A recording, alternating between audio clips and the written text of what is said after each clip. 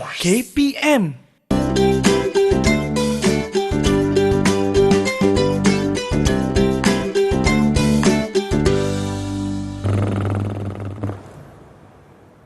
Hai, Assalamualaikum. Salam sejahtera. Selamat datang ke pentaksiran Bilik Darjah bersama dengan murid yang cukup cermelang iaitu Akmal Nazri. Apa khabar murid semua? Adakah anda semua sihat?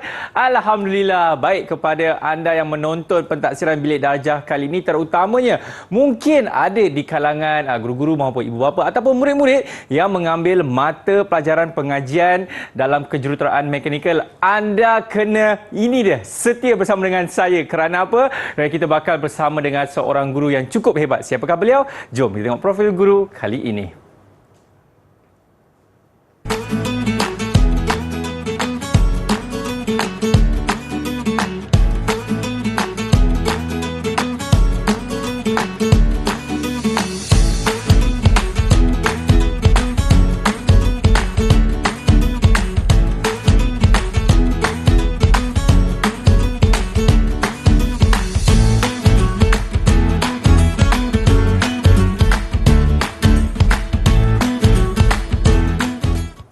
Baiklah, tanpa membuang masa, inilah dia cikgu yang baru saja anda melihat di profilnya iaitu Cikgu Muhammad Nasir. Apa khabar cikgu? Sihat nak? Alhamdulillah, terima kasih. Wah, sihat nak cakap pining tiba-tiba nak.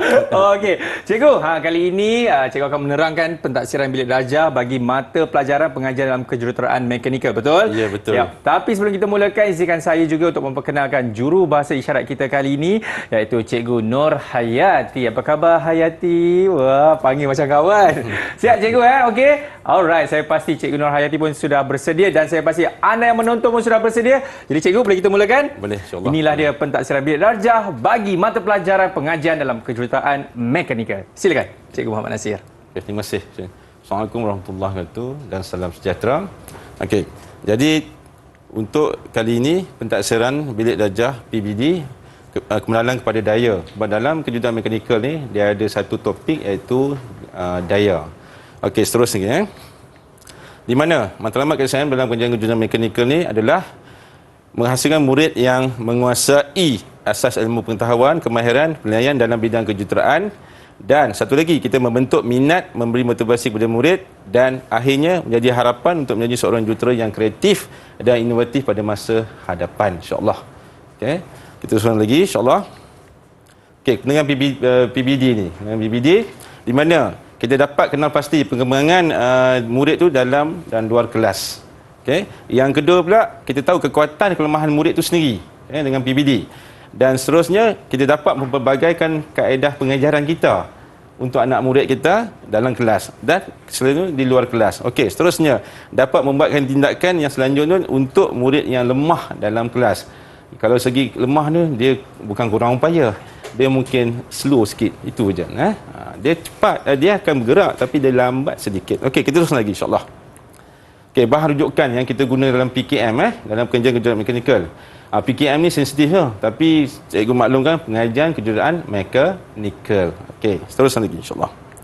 Okey, yang kita selalu gunakan merujuk ataupun sebagai bahan untuk kita dapatkan maklumat iaitu dokumen standard kurikulum dan pentaksiran DSKP nama dia. Okey. Di mana ni muka apa dalam tulisan merah ni itu tempat dan 5 dia merangkumi semua insya-Allah. Okey, kita teruskan lagi. Okey, kemudian salah satu lagi panduan pelaksanaan pentaksiran panduan pelaksanaan pentaksiran Bilik Darjah edisi yang kedua. Dia ada 113 muka surat. Halaman tu cukup lengkap untuk kita dapati dan untuk kita ambil bahan dalam tu. Okey. Teruskan lagi insya-Allah. Okey, buku teks. Yang ni bukan kitab suci tapi kita boleh rujuk dengan dia Di mana pengajian kejuruteraan mekanikal tingkatan 4 dan tingkatan 5. Ini kita boleh rujuk, rujuk dan kita baca. Inilah bahan rujukan yang ada saja dalam kejuruteraan mekanikal. Okey, kita terus lagi insya-Allah. Okey, yang ni yang cikgu nak bagi tahu ni. Okey, nak cikgu bagi tahu di mana menggunakan pelbagai kaedah pentaksiran, okey, menggunakan pentaksiran seperti pemerhatian lisan dan bertulis. Jadi kita boleh perhati, kita bercakap dan kita menulis. Itu je. Yang kedua, menggunakan pelbagai strategi pentaksiran. Tak kira berguna pun. Yang ini positif, yang dilaksanakan oleh guru dan murid. Maknanya ada two way traffic kita gunakan tu. Dan satu lagi, mengambil kira aras kemahiran, kemahiran pengetahuan yang dipelajari. Kalau kita kata A, dia akan jawab A lah. Kata A, mungkin dia akan jawab A, B, C, D. Itu atas aras kemahiran. Yang seterusnya, jadi anak-anak murid ni, dia boleh mempelbagaikan keupayaan pembelajaran. Ada setengah tu dengan membaca saja dia boleh, ada setengah tu dengan hands on pun boleh, ada setengah duduk saja pun boleh. Okey, tak ada masalah. Okey, kemudian kita dapat mentaksirkan tahap penguasaan murid berdasarkan pada SP, okey, standard pembelajaran. Satu lagi SPS, standard prestasi. Selain belajar, kita tengok prestasi macam mana, naik ataupun menurun. Tapi setakat ni insya-Allah dia akan menaik. Okey, kemudian dan seterusnya merancang tindakan susulan. Apa tindakan kita untuk murid-murid yang lemah ni, dan dalam tujuan pemulihan, dalam tujuan pemulihan. Dan satu lagi pengukuran dalam meningkatkan pengembangan dan pembelajaran murid itu sendiri. Okey. Okey, kita terus lagi insya-Allah, okey. Okey, yang ini dia. Kalau dalam PBD ni, dia ada cikgu dah beritahu tadi, jadi kita perhati, memahati, tapi bukan CCTV lah. Okey, ni cun simbol. Okey, sebenarnya lisan. Kita dengar. Sebab dengar ni lebih banyak kita dapat, sebab tu kadang-kadang bila kita mendengar lebih baik lagi daripada kita melihat. Sebab mendengar, melihat tu membantu. Okey, satu lagi bertulis. Bila kita dah dengar, kita lihat, kita kena tulis, kena rakamkan. Okey. Kita terus lagi insya-Allah. Okey. So kita gosan sikit Bila cikgu sebut pasal pemerhatian ni, okey, bila sebut pemerhatian, kita kena perhati daripada A sampai Z. Sebab tu kata keupayaan murid-murid tu dengan dia punya kebolehan dia tu kita kena tarakan sama. Okey. Tapi kadang-kadang anak-anak murid ni dia ada satu kita kena bagi spark dia atau bagi sebagai kita panggil apa? Kita kena bercakap two way traffic.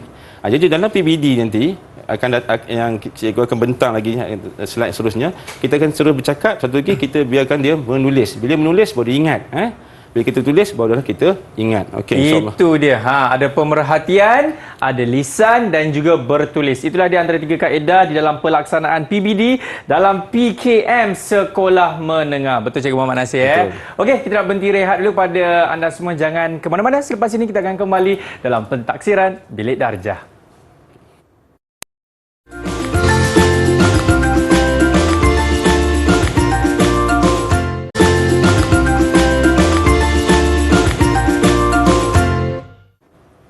Terima kasih kerana masih lagi setia bersama dengan saya di dalam pentaksiran Bilik Darjah. Jadi ayuh kita dengarkan apa pula yang bakal dikongsikan oleh Cikgu Muhammad Nasir kita di dalam PBD bagi mata pelajaran pengajian dalam kejuruteraan mekanikal. Silakan Cikgu.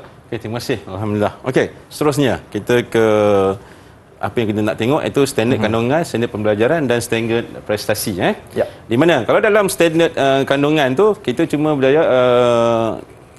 belajar ataupun kena tahu 3.1 iaitu pengenalan pada daya. Kemudian standard pembelajaran pula 3.11, 3.12, 3.13 dan 3.14 yang di mana menerang konsep laran daya, paduan daya dan keseimbangan daya. Okey. Kalau 3.12 tu hukum Newton yang pertama, hukum Newton yang kedua, hukum Newton yang ketiga. Dan kalau yang ketiga tu kita bincang ke konsep iaitu gambar rajah badan bebas dan untuk menyelesaikan masalah yang timbul dalam kehidupan seharian kita. Kemudian yang seterusnya, selesaikan masalah keseimbangan daya tu dengan menggunakan rumus yang kita akan tengok sekejap lagi, dengan gambar rajah badan bebas. Tapi dalam yang ini dia cuma sebagai guide. Jadi kita akan buat yang lebih benda menarik lagi. Okey. Kemudian dalam cadangan aktiviti tu, cadangan aktiviti salah satunya kita boleh mengaplikasikan hukum Newton dalam bidang. Contoh yang paling mudah hukum Newton yang ketiga tu adalah bila kita duduk atas kerusi. Kita tak terbalik dan tak pakai sebenarnya. Sebab itu hukum Newton ketiga, daya di atas dengan daya bawah adalah sama. Ketiga. Okey. Kemudian kita buat uji kaji ringkas nanti di mana kita akan membina satu model jambatan atau model struktur atau model kerangka untuk menentukan keseimbangan daya, bukan daya simbang, keseimbangan daya. Okey, kita teruskan lagi insya-Allah. Okey, guna standard prestasi. Okey, tahap penguasaan kalau kita tengok sini tahap penguasaan, kalau satu ni, tapi kalau satu ni orang suka kan, tapi satu ni dalam ni dia jadi lain Kemudian menyatakan hukum berkaitan keseimbangan daya, momen, geseran, kekuatan. Betul? Yang kedua dia mampu menerangkan. Yang ketiga, dia mampu menyelesaikan masalah berkaitan keseimbangan daya, geseran sebagainya menggunakan rumus yang telah dipelajari tadi tu kan. Kemudian yang keempat lah, yang ni hebat sikit lah sebab dia mampu atau membuat perkaitan dalam sistem kejuruteraan mereka dengan hukum, momen, geseran, daya sebagainya. Itu dia mampu buat hubung kait. Dan yang kelima, dia dapat menilai kesan dia. Okey, keseimbangan daya, momen dan sebagainya berdasarkan situasi yang diberikan. Nanti kita akan bagilah nanti ujung nanti kita akan tengok macam mana perkara yang kelima kena kita buat ni. Okey, yang keenam pula, kita wajarkan penyelesaian daripada masalah berkaitan momen, daya dan geseran, kekuatan bahan berdasarkan situasi yang baru yang diberikan. Okey.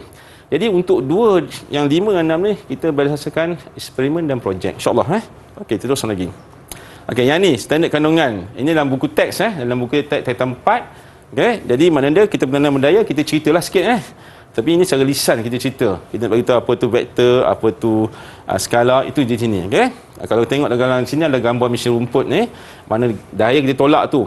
Kalau kita mesin rumput, tak kita tolak atas, tolak bawah. Kita ada daya dia. Berapa kecenderungan sudut tu perlu diambil kira. Okey, terus lagi insya-Allah. Okey, jadi yang ni untuk standard pembelajaran standard pembelajaran di mana 3.1 leran daya, paduan daya, keseimbangan daya. Okey. Konsep dia bercerita. Konsep dia bercerita. Kita cerita.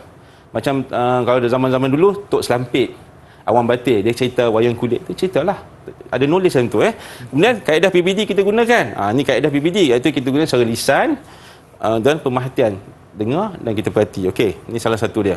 Di mana kita gunakan anak-anak murid ni untuk secara lisan dia menerangkan bila dia pegang fire extinguisher tu macam mana dia rasa, berat ke ringan, daya tu stabil tak stabil. Okey, yang ni pun dia bagi rumus yang kedua.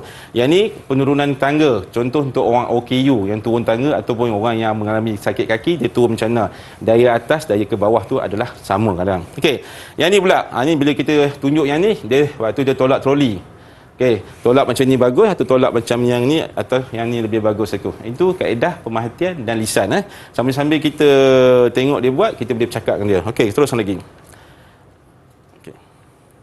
Yang ni pula 3.1 hukum Newton. Hukum Newton ni kita cerita, hukum pertama, kedua, ketiga. Tapi hukum Newton ni kalau kita ada amali, ada hands on, insya-Allah kita boleh dapat dengan mudah. Okey. Jadi kalau dalam ni hukum Newton ni kita cikgu kosan balik. Okey, kita guna cara lisan dan bertulis Kita guna quiz. Tanya, jawab kan. Anda tanya, cikgu jawab. Itu aja Okey, terus lagi. Yang ni bila dalam quiz kita bagi dia hands on, dia akan jawablah Okey, salah satu kita guna yang inilah. Ini dia standard pembelajaran kita. Kita bagi dia helaian, dia akan jawab. Okey, terus lagi insya-Allah. Okey, sini satu lagi. Kita bagi jigsaw puzzle. Kita bagi ayat tu dan bagi dia punya, dia akan cari, kita akan semak melalui yang ni jigsaw puzzle, salah satu PBD yang kata bertulis yang ni dia. Okey, terus lagi.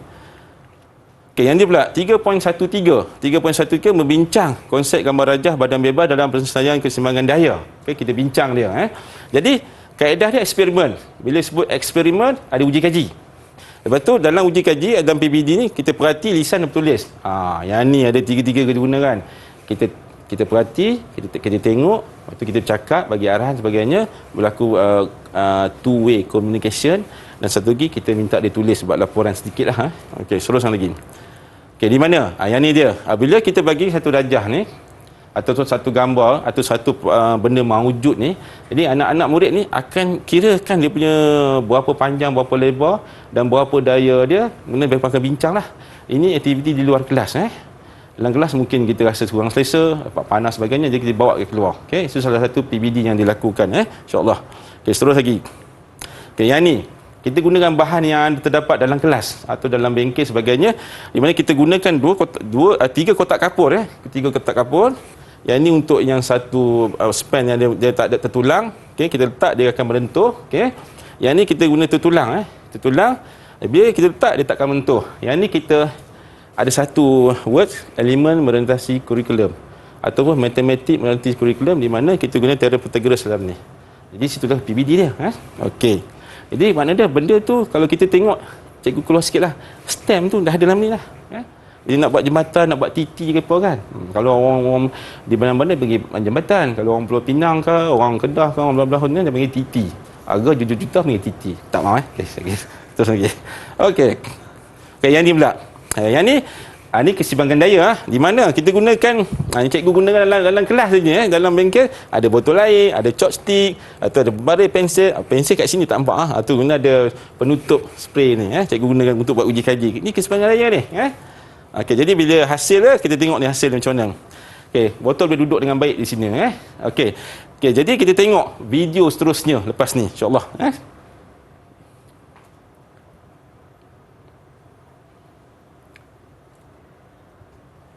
Okey, jadi dalam video ni, dalam video ni benda beban diletakkan atas tu. Jadi dia akan stabil, dia tak terbalik, dia tak jadi apa-apa pun. Benda tu dalam keadaan keseimbangan daya, itu je. Okey, teruskan lagi insya-Allah. Okey, yang ni 3.14. 3.14, okey, menyelesaikan masalah. Okey, menyelesaikan masalah daya dengan menggunakan rumus konsep gambar darjah bebas. Jadi bila daripada dapat, diorang dah dapat, anak-anak murid dah dapat, kita bagi kerja projek. Okey. Jadi projek ni menarik sikitlah. Yang tadi tu eksperimen. Daripada eksperimen tu kita tukar kepada projek, insya-Allah. Okey, jadi kaedah pemerhatian lisan dan bertulis itu juga kita gunakan. Di mana? Okey, yang ni dalam konsep projek cikgu gunakan plasticine. Semua anak-anak tahu kan plasticine ni. Daripada dulu color semua kita guna. Chopstick, kita guna chopstick yang kayu itulah kan. Kemudian jadi daripada chopstick dengan tanah liat ataupun plastin kita jadikan struktur macam ni. Jadi ni kata keseimbangan daya. Mana daya atas dan bawah sama, botol tak jatuh. Okey. Dan di sini itu dia kata ada TP1, TP2, TP3 tahap penguasaan. Kalau macam ni kita boleh bagi tahap TP4 atau TP5 macam ni Okey, ini kita test je. Dalam keadaan dia bolehlah untuk student umur daripada tertang 4 tertang 5 kita terus lagi insya-Allah. Ini pun sama juga, kita gunakan kaedah iaitu rumus dan kepada jam darjah bebas depa melakukan projek di sini. Okey. Yang ni dia. Kalau macam ni konsep ni kita boleh bagi TP5 atau TP6 insya-Allah ni ini semua guna tanah liat, ada plastin dan chopstick Okey, terus lagi.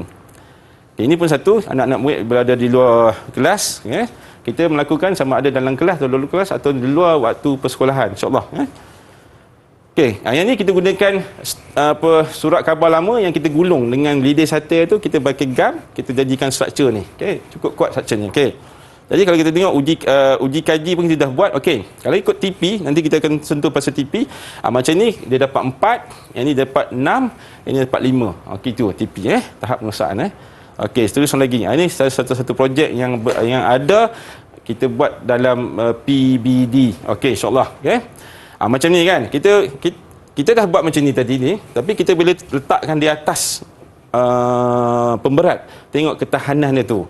Yang ni pula, yang ni sebenarnya tajuk dia mudah aja, iaitu pengangkutan. Okey, pengangkutan. Jadi kita buat Okey, jadi kita terus lagi.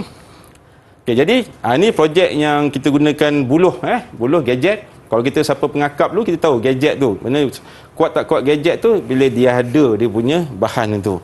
Okey, yang ni cikgu ambil daripada kereta api dulu. Di mana inilah gambar darjah dan bebas daerah 4 tegar berada di sini. Mana memang sensori kurikulum. Okey, insya-Allah. Okey. Itu dia Cikgu Muhammad Nasir di atas perangan tersebut. Kadang-kadang baru saya tahu bagaimana murid-murid ini dinilaikan. Dan kalau apa yang saya perasan juga kan Cikgu Muhammad Nasir kan, ini dah dimasukkan dalam satu elemen yang dipanggil elemen merentasi kurikulum. Kurikulum. Nampak tak? Inilah orang kata apabila murid-murid itu berfikir di luar kotak, betul Cikgu kan? Bukan. Berfikir tanpa kotak. Berfikir tanpa kotak. Saya akan mencari di mana kotak itu, tapi sambil itu kita nak bertirahat dulu boleh Cikgu? Betul. Wah, Cikgu dengan saya ya. Baiklah kepada anda semua, jangan ke mana-mana selepas ini. Banyak lagi Cikgu Nasir kita akan kongsikan di dalam pentaksiran Bilik Darjah. Berfikir tanpa kotak? Kalau tanpa kotak...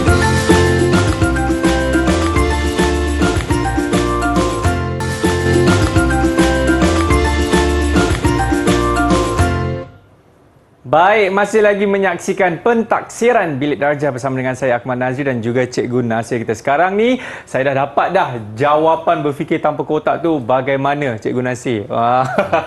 Okeylah, jom kita dengarkan apa pula yang bakal dikongsikan oleh Cikgu Nasir kali ini. Silakan Cikgu. Okey, terima kasih. Alhamdulillah. Okey, kita terus lagi insya-Allah Okey, jadi dalam bila kita menyelesaikan PBD atau sebagainya, kita tengok tahap penguasaan anak-anak murid kepada keseluruhan KSSM PKM.